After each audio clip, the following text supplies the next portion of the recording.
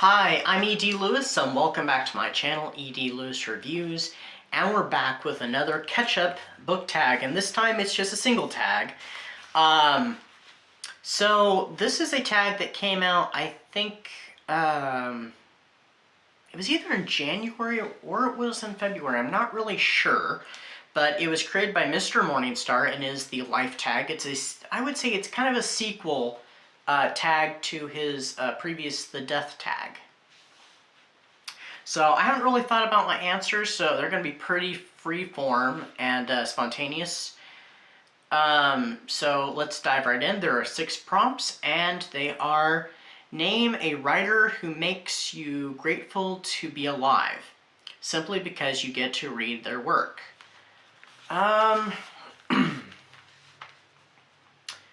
I feel like I kind of have to go with my favorite author because, well, one, she's my favorite, and the other reason is I kind of read rather widely. I kind of jump around. So yeah, I guess I'm going to have to go with Anne Rice because, I mean, her work, though it dealt with dark topics and stuff, her work was just brimming with life. The way she crafted her stories, the way she told her stories, you know, just in her very voice, and the voice of the characters, they were just brimming with life. So I have to go ahead and say Anne Rice. 2. Name a novel that fundamentally altered how you view or appreciate life.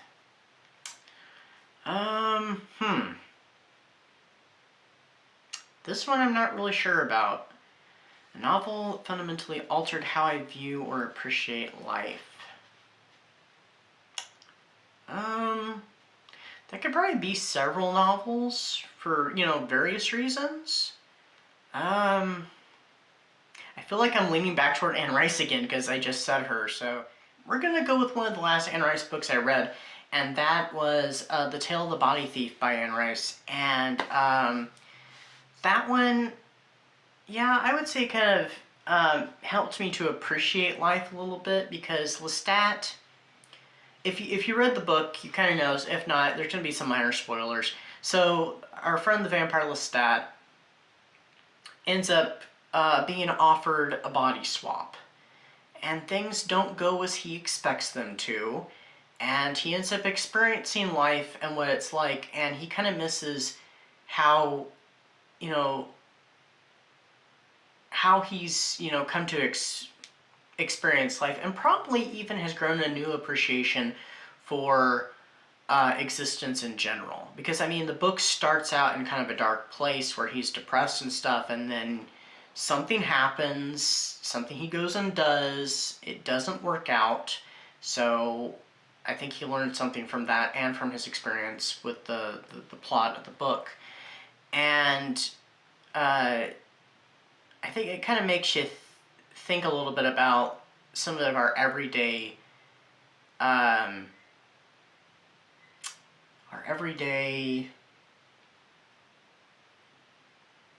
workings, how we, you know, what we do in life, our little things we do to survive, and we do, you know, our bodies do, and what we do each and every day just to keep going.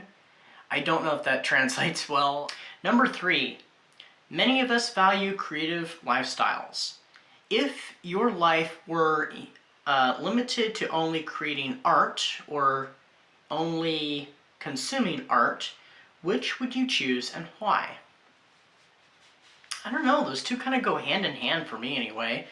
Because, I mean, I do like to create. I haven't done a lot of creating lately, and there's stuff that's still in the works and I just haven't had time for. But I also like to consume a lot of it. I do more of the consuming than I do the creating, so I don't know. I feel like one flows into the other, to be honest. I feel like I kind of would like to more create, because, I mean, if I were only to consume it, I would forever have just a, you know, full-on yearning for the creating bit. So I think I'd go with the creating. Number 4. Life is often hard, but tell us a positive transformation you've experienced, whether physical or psychological. I've probably gone through a few different transformations. Not all of them positive. I think BookTube for sure is probably one of those transformations, because I feel like I've gained a little bit more of a voice, and maybe I've become a little less timid. I'm still extremely shy and stuff, and I'm sure that even comes across on here. Even though I'm just speaking, in a room by myself to, a camera, a phone, and a microphone, and there's nobody here. But I'd probably say BookTube, because I mean, it's not so much the physical, it's the psychological. Like I said, I think it's helped me to gain a little bit of a voice and be a little less timid, because this is even nerve-wracking still just doing this. I feel like it's a little less so now, but I think it's just the thought of getting out there, putting yourself out there, giving yourself a little bit of assertiveness. Yeah. Number 5. The average human lives to about 80 years. In the infinite scheme of things, we practically never existed. What is the point of this blimp of life? I think that's exactly it. We are to discover what it is. I mean, there probably is an overall scheme of what is the meaning of this thing we call life, but I think there's also individual, personal things. What is it for you individually, apart from the grand scheme? So I think that's part of it. It's to figure it out for yourself. And even maybe some of it is the struggle, because it's probably somewhat about the journey.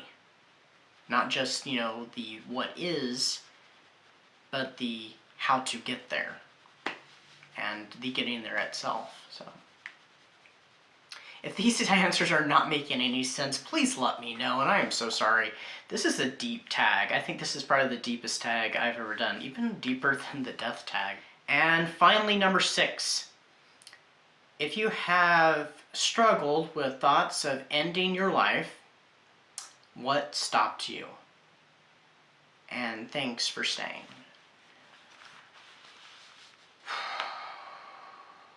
I would be lying if I said I had never thought about it. I have thought about it many times throughout the years. And this is getting way more personal than I want to on here. But,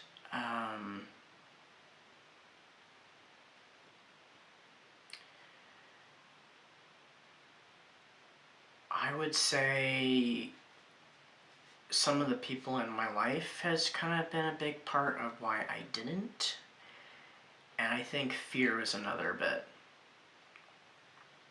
I'm not going to say any names, but there have been some people that if I were to end my life, that it would hurt them, and I would not want to do that.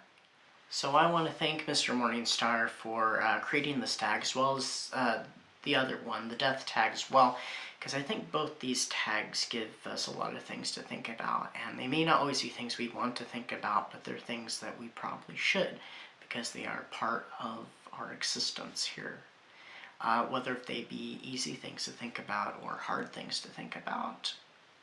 And even if you don't have the answers figured out, just starting to think about them is probably a good thing. So thank you, Mr. Morningstar, and if anybody out there wants to do this tag, please feel free, please do. Anyway, I hope everybody's having a good rest of their month. We're almost at the end of the month here, and yeah, so please stay spooky, stay safe, and I'll see you all next time.